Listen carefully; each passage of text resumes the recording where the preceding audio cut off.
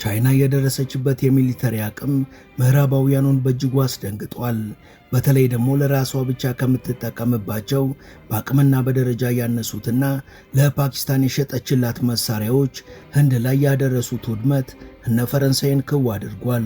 ለወትሮ እነ ባይደንና እነ ማክሮን ሲያሞካሹት የነበረው ራፋኤል የተሰኘው ጀትም ከቻይናው አንጻር ልዩነቱ የተራራና የጠጠር ያህል ነው ተብሏል። ከፈረንሳይ በሸመተቻቸው ራፋኤል ጀቶች ተማምና ወደ አየር ውጊያ የገባችው ህንድም በፓኪስታኖቹ ጀቶች ድባቅ ተመታለች።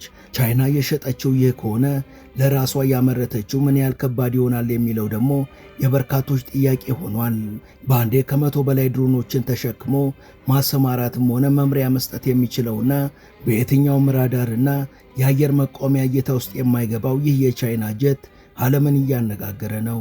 ራሱን ችሎ በሚያደርሰው ጥቃትና አየር ባየር ውጊያ ላይ ያለው ቅልጥፍና እንዲሁም በአንዴ መተኮስ የሚችሉ 8 የሚሳኤል አፎችን መያዙ በእርግጥም የጦር መሳሪያዎች ሁሉ ቁንጮ ነው አስብሎታል።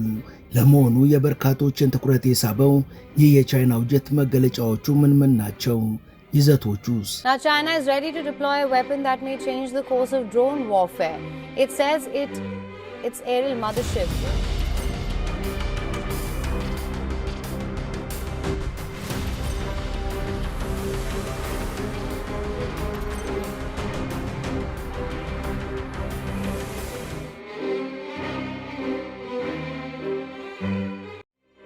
ሙሉ ታሪኩን በመሿለኪያ ቲዩብ ያገኙታል።